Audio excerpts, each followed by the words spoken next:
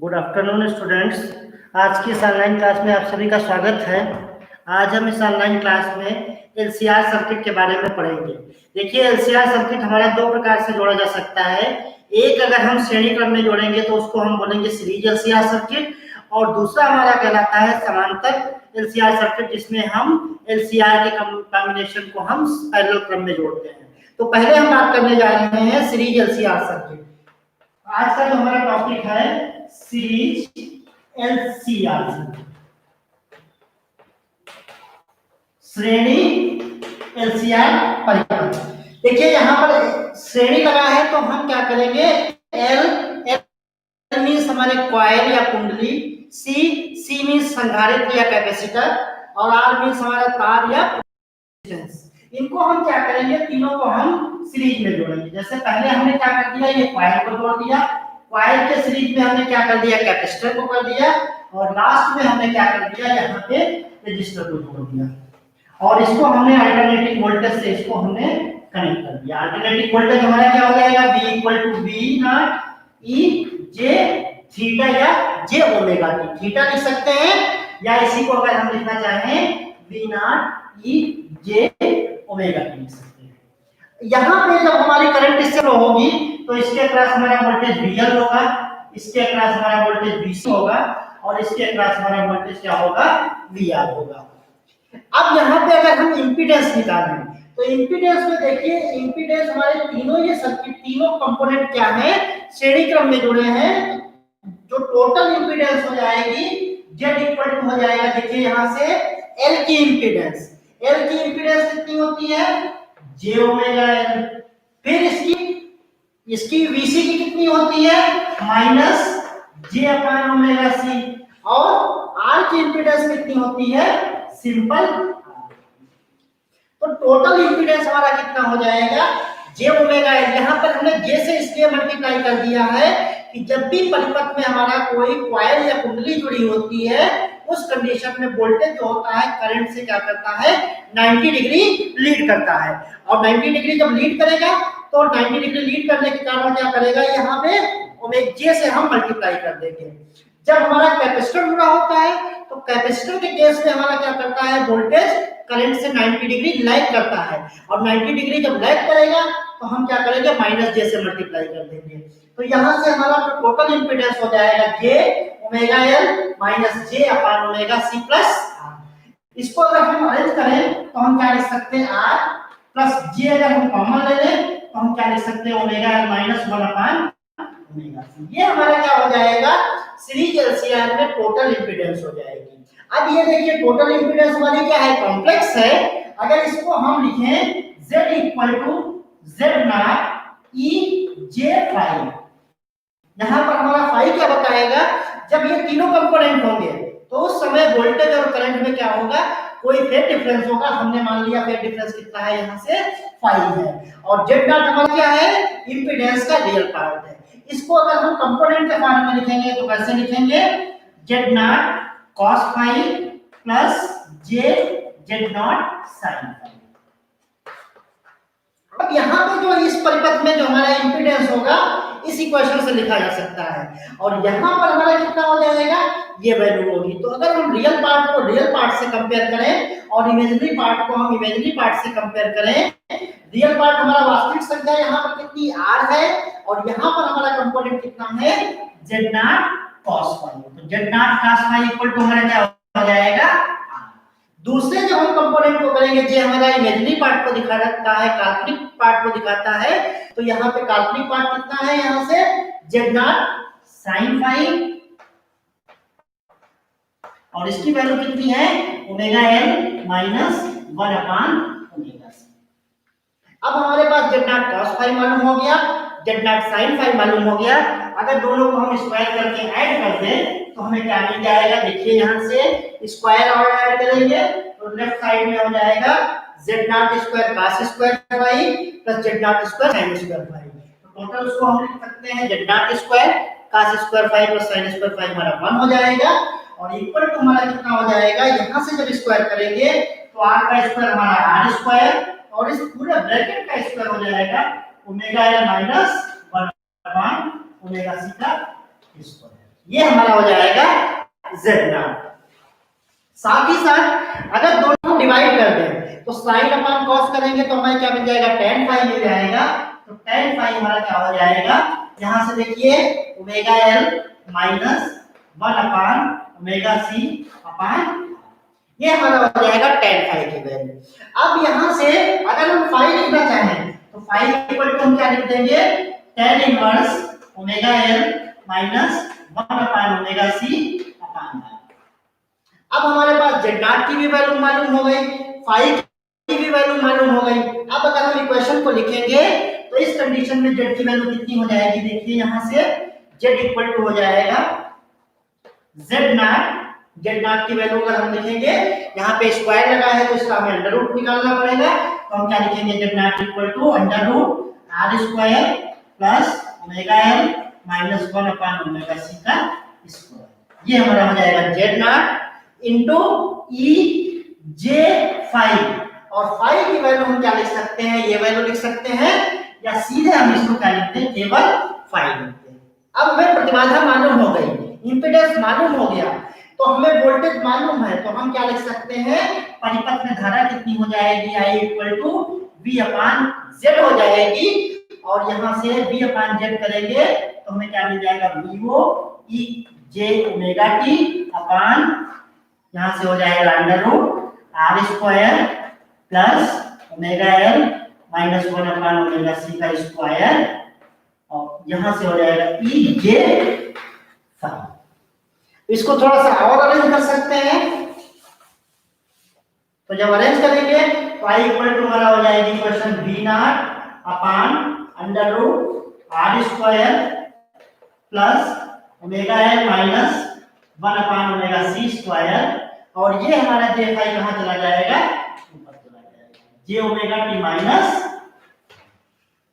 अब ये फाई की यहां पर कितनी वैल्यू ली जाएगी, देखिए जरा यहां से, यहां पे जो फाई की वैल्यू होगी, फाई इक्वल टू हमारा हो जाएगा tan inverse omega l minus 1 upon omega c upon. अगर इसी को हम फेजर डायग्राम से देखें तो फेजर डायग्राम में देखिए जब तीनों कंपोनेंट होंगे तो यहां से हमारा क्या हो जाएगा, VR हो जाएगा, ये धारा के साथ समांतर में होगा, ये हमारा VL होगा, VL हमारा क्या हो जाएगा, यहां से अप साइड में होगा, मींस 90 डिग्री लीड करेगा, और ये VC हमारा क्या करेगा, लाइट करेगा। तो ये हमारा फेजर डायग्राम होगा। अगर इसी फेजर डायग्राम को हम कन्वर्ट करें तो कैसे कन्वर्ट कर सकते हैं, यहां से देखिए VR कर सकते हैं, और यहाँ पे हमने लिख दिया, ये देखो VL है और ये VC है, तो इसको हमने लिख दिया VL माइनस VC। अगर हमारा VL बड़ा है तो हम इसको क्या लिख सकते हैं, VL माइनस VC लिख सकते हैं। तो ये हमारा फेजर डायग्राम हो जाएगा LCR सर्किट का। अगर हम VC को हम बड़ा मानेंगे तो हमारा फेजर डायग्राम क्या हो जाएगा, यहाँ से VC माइनस VL, और यहाँ से हमारा हो जाएगा VR। इस कंडीशन में हमारा क्या कर देगा, सर्किट में जो है करंट हमारी क्या करेगी, वोल्टेज से लैग करेगी, और यहाँ इस परिपथ में हमारा क्या हो जाएगा, करंट हमारी क्या करेगी, वोल्टेज से ये क्या करेगी, यहाँ पे लीड करेगी।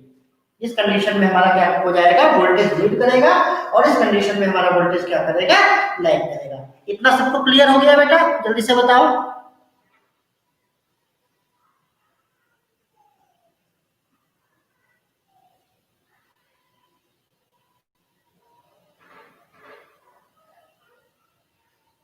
जल्दी से बताओ बेटा, फिर आगे हम बढ़े।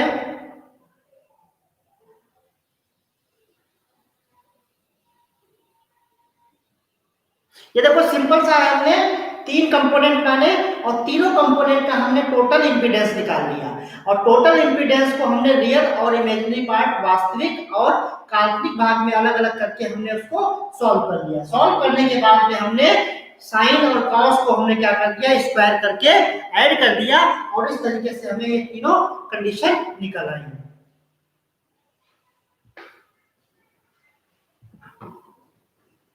अब इसके बाद देखिए, इसी में ये हमारा पैरामीटर हो गए। अब अगर इसके हम पैरामीटर लिखेंगे, क्या क्या हमने इस परिपथ में कैलकुलेट किया है, तो देखिए यहाँ से समराइज अगर इसी सर्किट को हम करें, ये हमारा कहलाता है सीरीज LCR सर्किट।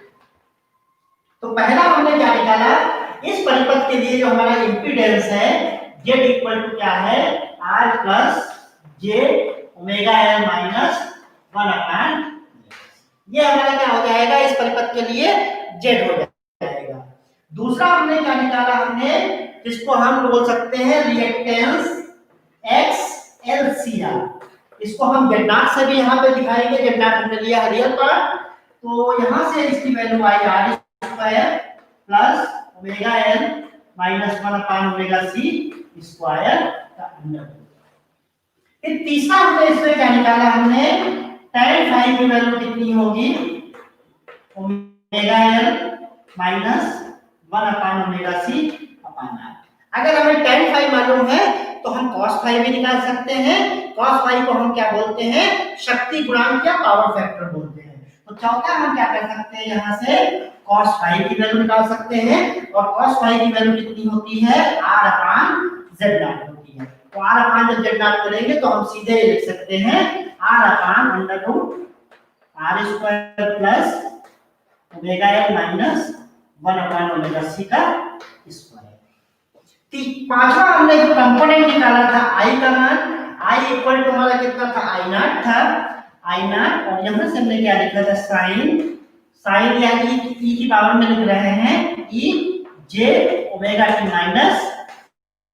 इस तरीके से हमने ये इसके बारे में सारे पैरामीटर जो हमें निकाले। अब हमें z मालूम हो गया, तो z का रेसिप्रोकल हमारा क्या होता है, जिसको हम प्रवेश्यता बोलते हैं, एडमिटेंस बोलते हैं। तो y की वैल्यू क्या हो जाएगी 1/z हो जाएगी। रिएक्टेंस के उल्टे को हम क्या बोलते हैं, ससेप्टेंस बोलते हैं, सक्रियता बोलते हैं। तो यहाँ से 1/x से हम इसकी वैल्यू निकाल सकते हैं। तो मेनली हमारे यही पैरामीटर रहते हैं जिनको हमें कैलकुलेट करना होता है। अब यहाँ से एक बार देखिए, ये जो हमारा परिपथ आया है, इसमें जो ब्रैकेट के अंदर जो लिखा है ओमेगा L माइनस 1/ओमेगा C, अगर ये दोनों वैल्यू एक साथ हमारी बराबर हो जाए, अगर हम ऐसी कंडीशन माने, ऐसी फ्रीक्वेंसी को माने जिस पर omega L equal to 1/ओमेगा C हो जाएगा, तो ये ब्रैकेट के टर्म क्या हो जाएगा, ये हमारा 0 हो जाएगा। और अगर फेजर डायग्राम से देखें, यहाँ से देखिए, अगर हमारा यहाँ पे VR था, ऊपर BL था और नीचे हमारा क्या था BC था, तो जिस कंडीशन में ये हमारा BL BC के बराबर हो जाएगा, तो ये दोनों आपस में एक दूसरे को क्या कर देंगे, न्यूट्रल कर देंगे। उस कंडीशन में यहाँ पे क्या हो जाएगा, जो हमारा वोल्टेज होगा वो और करंट के साथ में क्या हो जाएगा, फेज दोनों एक समान कला में होंगे। वहां पर फेज कितना हो जाएगा, 0 हो जाएगा। कैसे, देखिए इस इक्वेशन से, जब omega L equal to 1/ओमेगा C के बराबर हो जाएगा, तो tan फाई कितना हो जाएगा, ये पूरा 0 हो जाएगा। और फाई 0 होने का मतलब क्या है कि दोनों समान कला में होंगे। जिस समय परिपथ में वोल्टेज अधिकतम होगा उसी समय परिपथ में धारा भी अधिकतम होगी, या इसका उल्टा, परिपथ में धारा जिस समय न्यूनतम होगी उसी समय वोल्टेज भी न्यूनतम होगा। तो इस तरीके से ये हम कर सकते हैं। यह स्थिति कहलाती है अनुनाद की स्थिति, कंडीशन ऑफ रेजोनेंस। अब हम इसके बाद में इसकी कंडीशन की बात करते हैं, कंडीशन ऑफ रेजोनेंस। यहां तक सबको क्लियर है, जल्दी से बताइए चैट बॉक्स में।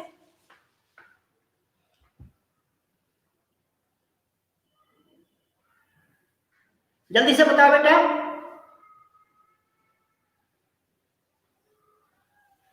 सबको क्लियर है? अगर नहीं क्लियर है तो फिर से हम रिपीट कर देंगे, लेकिन जल्दी से बताओ आप लोग चैट बॉक्स में। अब यहां से देखिए, कंडीशन ऑफ रेजोनेंस, ये हमारी कहलाती है अनुनाद की स्थिति कहलाती है, कंडीशन ऑफ रेजोनेंस। ये इसी एलसीआर सर्किट में है।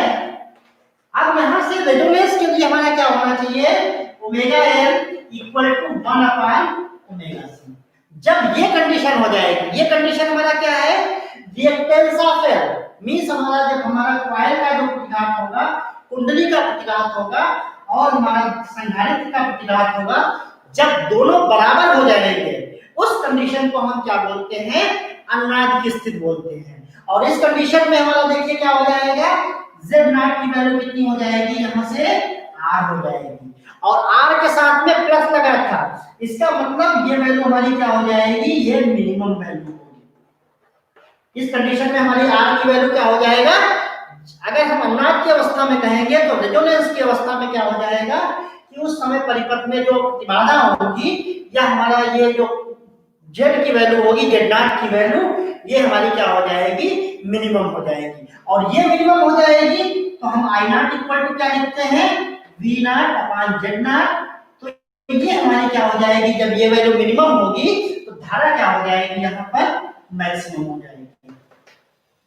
धारा इसकी वैल्यू क्या हो जाएगी, मैक्सिमम हो जाएगी। तो जब भी हमारी अज्ञात की स्थिति होगी, और अज्ञात की स्थिति कब होगी, जब हमारा कुंडली का प्रतिघात किसके बराबर हो जाएगा, संधारित्र के प्रतिघात के बराबर हो जाएगा। Reactance of coil will be equal to reactance of capacitor. तो उस कंडीशन में हमारी प्रतिबाधा जो होगी वो मिनिमम हो जाएगी, और उस समय प्रतिबाधा मिनिमम होने के कारण हमारी धारा क्या हो जाएगी, अधिकतम हो जाएगी। अब अगर इसको हम डायग्राम से बनाएं तो देखिए यहाँ डायग्राम से कैसे बनेगा हमारा, अगर इसी को हम यहाँ पे बनाएं, ये अगर हम फ्रीक्वेंसी लें और यहाँ पे अगर हम इसको अज्ञात की फ्रीक्वेंसी माने, इसको हमने एफ आर या एफ नॉट लिया, तो एफ नॉट पे हमारी करंट कितनी हो जाएगी, मैक्सिमम हो जाएगी। तो करंट मैक्सिमम होगी तो ये हमारा ये करंट के लिए डायग्राम हो जाएगा। यहाँ पे करंट की वैल्यू क्या हो जाएगी, मैक्सिमम हो जाएगी, जिसको हम क्या लिखेंगे, आई नॉट लिखेंगे। और इसी समय अगर हम प्रतिबाधा के टर्म में बनाएंगे डायग्राम, तो प्रतिबाधा के टर्म में डायग्राम क्या बनेगा, देखिए यहाँ से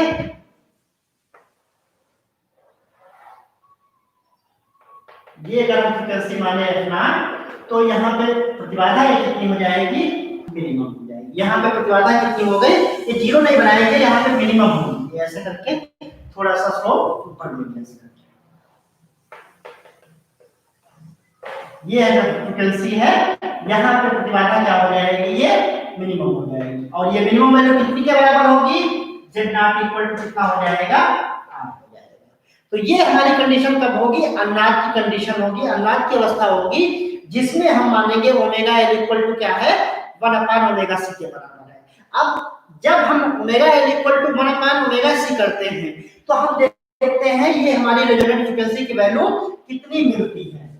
एक बार फिर से समझिए, जब भी हम सीरीज एलसीआर की बात करेंगे तो यहाँ पर हमारा क्या हो जाएगा, जो अज्ञात की फ्रीक्वेंसी है, अज्ञात की आवृत्ति है, उस पर धारा का मान अधिकतम होगा, और या हम उस पर कह सकते हैं अज्ञात की फ्रीक्वेंसी पर, अज्ञात की आवृत्ति पर प्रतिबाधा का मान न्यूनतम होगा, और जिसकी वैल्यू कितने होगी, आर होगी। और इस समय हमारा परिपथ कैसे बिहेव करेगा, जैसा हमारा केबल सर्किट में केवल रेजिस्टेंस लगा होता है। क्यों, क्योंकि एल और सी आपस में दोनों एक दूसरे को क्या कर देंगे, न्यूट्रल कर देंगे। तो उस कंडीशन में हमारा सर्किट कैसा रह जाएगा, केवल ओमिक सर्किट रहेगा, ओमीय परिपथ हो जाएगा। इस समय ये हमारा इस कंडीशन में क्या कहलाएगा, ओमिक सर्किट कहलाएगा। V is proportional to IR, V is equal to IR, और यहाँ पे I क्या हो जाएगी, अज्ञात की फ्रीक्वेंसी पर मैक्सिमम हो जाएगी, Z की वैल्यू क्या हो जाएगी, मिनिमम हो जाएगी। अब अगर हम omega L equal to 1 upon omega C करें, तो अगर हम माने, अगर फ्रीक्वेंसी हमारी रेजोनेंट फ्रीक्वेंसी ओमेगा नॉट है, तो हम इसको कैसे लिख सकते हैं, omega naught L equal to 1 upon omega naught C। अगर इसी को हम सॉल्व करें तो हम लिख सकते हैं omega naught square equal to 1 upon LC, और यहां से जब हम 1 अपान LC करेंगे तो हम इसको लिख सकते हैं omega equal to 1 upon under root LC। तो अज्ञात की फ्रीक्वेंसी जो होगी वो क्या होगी, 1 अपान अंडर रूट LC होगी। यहाँ पे ध्यान दीजिएगा, ये ओमेगा हमारी क्या होती है, एंगुलर फ्रीक्वेंसी होती है, कोणीय आवृत्ति होती है। अगर हम लीनियर फ्रीक्वेंसी की बात करेंगे तो लीनियर फ्रीक्वेंसी को हम स्मॉल f से दिखा रहे हैं, तो लीनियर फ्रीक्वेंसी क्या हो जाएगी, यहाँ इस परिपथ के लिए ओमेगा इक्वल टू क्या होता है, 2 पाई f होता है। तो यहाँ पे हमने 2 पाई f नॉट माना, f नॉट हमारा क्या है, यहाँ से f नॉट हमारी क्या है, अज्ञात की आवृत्ति है, रेजोनेंस फ्रीक्वेंसी है। 2 pi f naught equal to 1 upon under root LC। अब यहाँ से अगर f नॉट की वैल्यू निकालें तो f नॉट इक्वल टू हो जाएगा 1 अपान 2 पाई अंडर रूट LC। तो अज्ञात की अवस्था में फ्रीक्वेंसी का मान कितना हो जाएगा, 1 अपान 2 पाई अंडर रूट LC हो जाएगा, और सर्किट हमारा कैसा रहेगा, ओमिक सर्किट कहलाएगा। साथ ही साथ अज्ञात की फ्रीक्वेंसी पर धारा का मान अधिकतम होगा और प्रतिबाधा का मान न्यूनतम हो जाएगा। अब इसी के आगे अगर हम इसको और यहाँ से करें, देखें इसमें, यहाँ से देखिए, जब फ्रीक्वेंसी हमारी बढ़ती, इसी ग्राफ को अगर हम एनालिसिस करें, ग्राफ को हम एनालिसिस करें तो इस ग्राफ से हम क्या देखते हैं, पहला पॉइंट हमारा क्या है, जब फ्रीक्वेंसी का मान f नॉट के बराबर है, हमारे पास फ्रीक्वेंसी कितनी है, हमने पहली कंडीशन मानी f इक्वल टू क्या है, f नॉट है। जब f equal to f naught होगा तो हमारा क्या हो जाएगी, करंट हमारी क्या हो जाएगी, मैक्सिमम हो जाएगी। I नॉट इक्वल टू क्या हो जाएगा, मैक्सिमम हो जाएगा। दूसरा हमारा पॉइंट क्या हो जाएगा, दूसरा हमारा पॉइंट हो जाएगा जब हमारा f equal to f naught है तो z नॉट क्या हो जाएगा, r हो जाएगा, जिसको हम मानेंगे ये हमारा क्या है, मिनिमम वैल्यू है, मिनिमम वैल्यू होगी। तीसरी अगर हम इससे निकालें निष्कर्ष, क्या निकल रहा है निष्कर्ष, सबको समझ में आ रहा है, जल्दी से बताओ।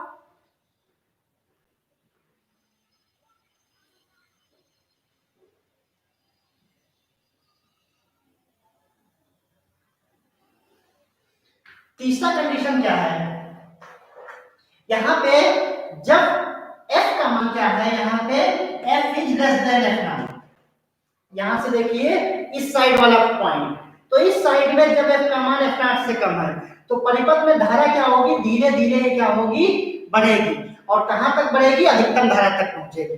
तो और चौथा जो हमारा पॉइंट हो जाएगा f is less than f not, f is less than f not हो जाएगा, तो ये क्या होगी, इसमें परिपथ में धारा घटेगी। कहने का मतलब है अगर इस केस में हमारी धारा का मान क्या हो रहा है, बढ़ रहा है, तो इंपीडेंस क्या होगा, इंपीडेंस का मान क्या होगा, कम होगा। क्यों, यहां से देखिए I नॉट इक्वल टू क्या है, I इक्वल टू हम क्या लेते हैं, V अपॉन Z लेते हैं। तो अगर धारा का मान बढ़ेगा तो धारा का मान किससे बढ़ेगा, Z का मान कम होने से। तो Z का मान कम कब होगा, जब हमारा omega L minus omega C की वैल्यू क्या होती जाए, कम होती जाए। तो उस कंडीशन में हमारी क्या होगी, जब हमारी फ्रीक्वेंसी अनादि आवृत्ति से कम होगी उस समय परिपथ में धारा का मान क्या होगा, घटेगा, धारा का मान बढ़ेगा, या दूसरे शब्दों में हम कह सकते हैं यहाँ पर प्रतिबाधा का मान क्या होगा, कम होगा। इस इक्वेशन को देखें, यहाँ पर अधिकतम हो गई थी और अधिकतम के बाद ये धीरे धीरे क्या हो रही है, घट रही है। तो ये धीरे धीरे जब घटेगी तो घटने का मतलब हो जाएगा यहाँ पर Z का मान क्या होगा, बढ़ेगा। तो यहाँ पर सेकंड वाले केस में हमारा क्या होगा, आवृत्ति इंपीडेंस होगा, ये बढ़ेगा, और बढ़ने के कारण हमारा I इक्वल टू क्या होगा जाएगा, V अपॉन Z के हिसाब से ये I क्या होगा, घटेगा। तो इस केस में हम क्या लिखेंगे, I हमारा क्या होगा, इंक्रीज करेगा, और यहां से हम लिखेंगे I हमारा क्या होगा, डिक्रीज करेगा, धीरे धीरे ये फ्रीक्वेंसी के साथ में घटेगा। अब यहाँ पे देखिए, अगर इसी हम सर्किट में अगर दो ऐसे पॉइंट निकालें, यहां से देखिए, ये देखो यहाँ पर F नॉट पे करंट कितनी थी, अधिकतम थी। तो अगर करंट अधिकतम है तो यहाँ पर हमारे परिपथ में पावर भी क्या हो जाएगी, पावर हो जाएगी मैक्सिमम। क्यों, तो कोई भी हमारा परिपथ होता है तो उसमें पावर कितनी होती है, I स्क्वायर इंटू R होती है। अगर कोई हमारा ओमिक परिपथ है उस समय धारा का मान यहाँ पर अगर I है, प्रतिरोध R होता है, तो उस समय परिपथ में कितनी शक्ति होती है, I स्क्वायर R होती है। या इसको हमने लिखा था P इक्वल टू V आई, और V इक्वल टू फिर से I लिख देंगे IR, तो ये हो जाएगा P equal to I square. तो पावर जो होगी I स्क्वायर के साथ में बढ़ेगी। तो यहाँ पर जो अनादि आवृत्ति है उस समय हमारी पावर क्या हो जाएगी, अधिकतम हो जाएगी। अब इस पॉइंट पे हमारी पावर क्या हो गई, अधिकतम हो गई। अब हम माने कि इस परिपथ में दो ऐसी फ्रीक्वेंसी होंगी, मान लेते हैं फ्रीक्वेंसी यहाँ पर एक होगी फ्रीक्वेंसी, और एक हमारी फ्रीक्वेंसी यहाँ। समझिएगा, बहुत इंपॉर्टेंट पॉइंट है। यहाँ पे हम क्या माने, ये फ्रीक्वेंसी हमने मान ली F1 और ये फ्रीक्वेंसी हमने मान ली F2। ये हमारी दो फ्रीक्वेंसी कौन सी है, फ्रीक्वेंसी ये वो फ्रीक्वेंसी है जिस फ्रीक्वेंसी में पावर परिपथ में अधिकतम शक्ति की कितनी रह जाती है, आधी रह जाती है। तो F1 और F2 power becomes to P0 upon 2। Power कितनी रह जाएगी, P इक्वल टू हमारा कितना रह जाएगा, मैक्सिमम पावर की आधी रह जाएगी। तो उस कंडीशन में हमारा क्या कहलाएंगी, ये फ्रीक्वेंसी जो मिलेगी उनको हम बोलेंगे अर्ध शक्ति आवृत्ति। हाफ पावर पॉइंट्स, अर्ध शक्ति बिंदु या हाफ पावर फ्रीक्वेंसी बोलेंगे, अर्ध शक्ति फ्रीक्वेंसी। इनको F1 F2 को क्या बोलेंगे हम? F1 F2 को बोलेंगे हाफ पावर फ्रीक्वेंसी। और इसकी अगर डेफिनेशन हम बताएंगे तो डेफिनेशन क्या देंगे? वे आवृत्ति जिन पर परिपथ में धारा अधिकतम परिपथ में शक्ति अधिकतम शक्ति की 1/2 रह जाएगी, उन बिंदुओं को हम क्या बोलेंगे? हाफ पावर पॉइंट्स भी बोल सकते हैं या हाफ पावर फ्रीक्वेंसी भी बोल सकते हैं। ये हमेशा हमें क्या मिलेंगी? 2 मिलेगी, क्योंकि हमारा ग्राफ जो है F0 के अबाउट क्या है? सिमेट्रिकल है। सिमेट्रिकल का मतलब जितना इधर पोर्शन है उतना ही इधर होगा। तो अगर इस पॉइंट में अगर एक में वैल्यू मिलेगी तो दूसरे पॉइंट में भी दूसरी वैल्यू मिलेगी। तो F1 F2 हमारी क्या कहलाएंगी? हाफ पावर फ्रीक्वेंसी कहलाएंगी। और यहां से देखिए F2 का मान क्या होगा? F1 से ज्यादा होगा। तो अगर हम F2 माइनस F1 करते हैं तो F2 माइनस F1 को हम बोलते हैं बैंडविड्थ, बैंड चौड़ाई। इनको हम क्या बोलते हैं? बैंडविड्थ। इसको कभी कभी कट ऑफ फ्रीक्वेंसी भी बोल देते हैं, कट ऑफ फ्रीक्वेंसी भी बोल देते हैं। ये हमारी कहलाती है लोअर कट ऑफ फ्रीक्वेंसी और ये हमारी कहलाती है हायर कट ऑफ फ्रीक्वेंसी। तो difference between higher and lower cut off frequency is called bandwidth. Lower को हम क्या? निम्न तथा उच्च कट ऑफ फ्रीक्वेंसी के अंतर को हम क्या बोलते हैं? बैंडविड्थ। बैंडविड्थ हमारी क्या है? बैंडविड्थ यहाँ पर जो परिपथ में होता है वो हमारे रेजोनेंस की शार्पनेस को बताता है। अब यहाँ पे एक नया शब्द आया है, शार्पनेस ऑफ रेजोनेंस, तीक्ष्णता। हिंदी में बोलेंगे इसको तीक्ष्णता। यहां से देखिए, अब यहाँ पे अगर हमारी पावर 2 रह गई, इसका मतलब क्या हो जाएगा? P हमारा किससे है? I स्क्वायर से है। तो पावर हमारी अधिकतम है, इसका मतलब हम क्या लिख सकते हैं? I इक्वल टू हमारा क्या हो जाएगा? I0/√2 हो जाएगा। I हमारा कितना हो जाएगा? अगर पावर आधी रह गई इसका मतलब हमारी करंट कितनी हो जाएगी? करंट अधिकतम धारा की कितनी हो जाएगी? √2 हो जाएगी। अब हम इसको रिलेट करेंगे। देखिए यहां तक सबको क्लियर है? जल्दी से बताओ।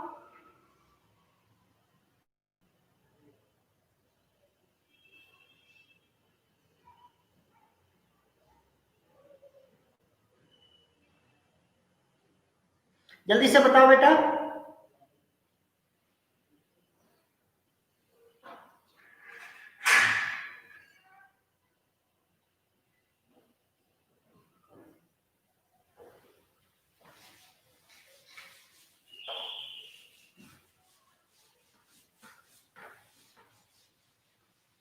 अब यहाँ पे हमने जो हाफ पावर पॉइंट माना, हाफ पावर पॉइंट पे हम क्या मान सकते हैं? धारा कितनी रह जाएगी? अधिकतम धारा की √2 रह जाएगी। अब हम यहाँ पर परिपथ में धारा देखते हैं।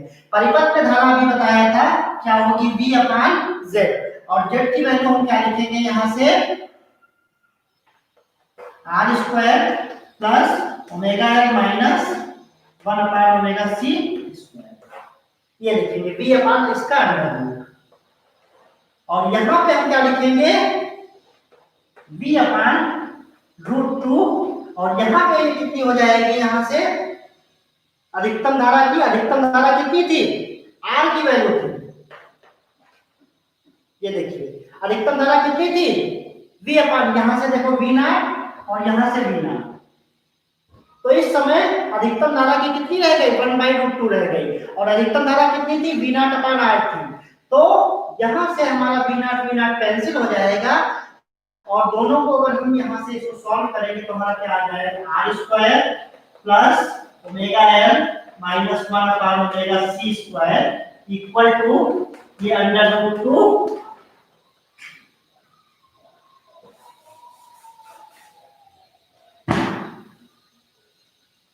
अब इसको देखिए, ये यहां से इसको दोनों तरफ अगर स्क्वायर करें तो हमें क्या मिल जाएगा? R² plus ω/L minus 1/ωc² equal to 2R²। को उधर ले जाएंगे तो हमारा क्या हो जाएगा? ω/L minus 1/ωc equal to यहां से हो जाएगा, ये हो जाएगा R²। इसको अगर हम यहाँ पे स्क्वायर रूट ले लेंगे तो हम क्या लिख सकते हैं? ω/L minus 1/ओमेगा c equal to plus minus,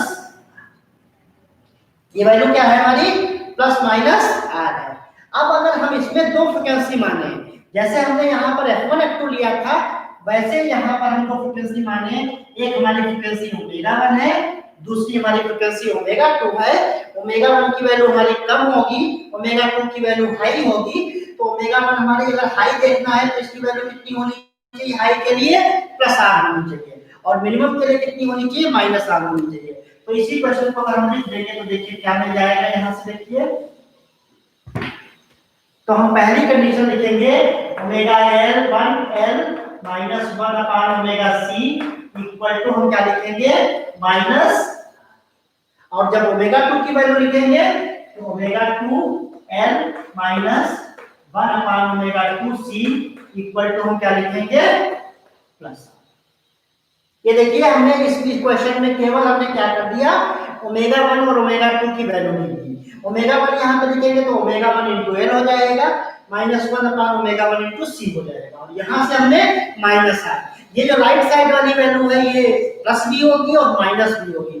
तो प्लस हम किसके लिए लेंगे, ओमेगा 2 के लिए लेंगे, क्योंकि ओमेगा 2 हमारी क्या होगी, आगे की फ्रीक्वेंसी होगी, इसकी वैल्यू क्या होगी, ज्यादा होगी, और ओमेगा 1 हमारी क्या है, omega 1 lower cut off frequency है, तो इसकी वैल्यू हम कम लेंगे।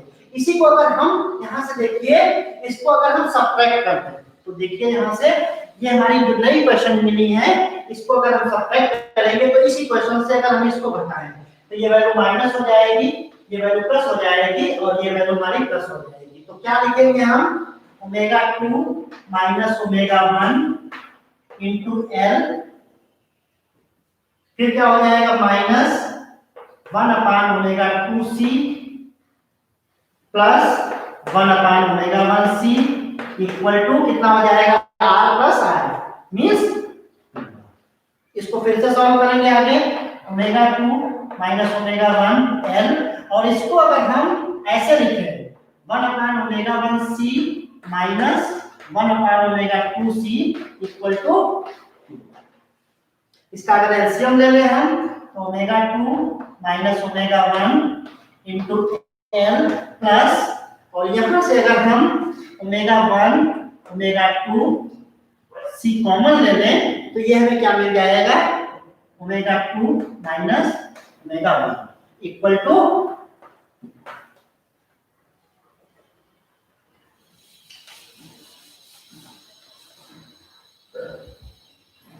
अब ये ओमेगा 1 ओमेगा 2 की वैल्यू हमें लिखनी है। तो हम जानते हैं ओमेगा नॉट इक्वल टू हमारा क्या होता है, 1/√LC होता है। तो ये ओमेगा 1 की वैल्यू क्या हो जाएगी, 1/√LC, और ओमेगा 2 की वैल्यू क्या हो जाएगी, 1/LC। तो दोनों को जब हम मल्टीप्लाई करेंगे तो ओमेगा 1 इंटू ओमेगा 2, इसकी वैल्यू कितनी हो जाएगी, यहां से देखिए इसकी वैल्यू हो जाएगी 1/LC, 1/LC,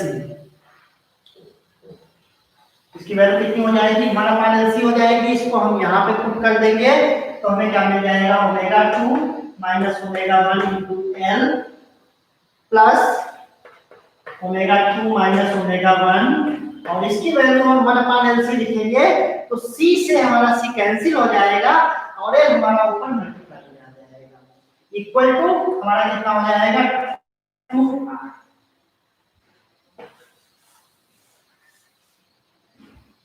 omega 2 minus omega 1 यहाँ से दोनों हमारा कॉमन मिल जाएगा, l प्लस l मिलकर 2l हो जाएगा, और इसको लिख सकते हैं omega 2 minus omega 1 into 2l equal to 2r, या हम इसको लिख सकते हैं omega 2 minus omega 1 equal to r by, और ओमेगा 2 माइनस ओमेगा 1 को हम क्या बोलते हैं, बंद चौड़ाई बोलते हैं, बैंडविड्थ बोलते हैं, जिसको हम डेल्टा ओमेगा से लिखते हैं।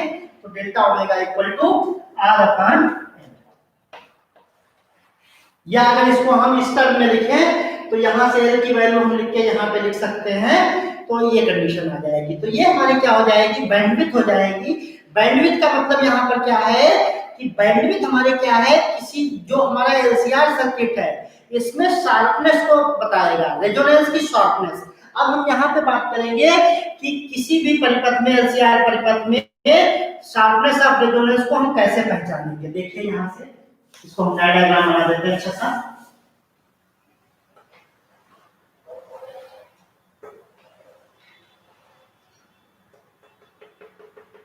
ये हमारी फ्रीक्वेंसी क्या है, F0 है, और यहाँ पर हमारी क्या है, करंट है।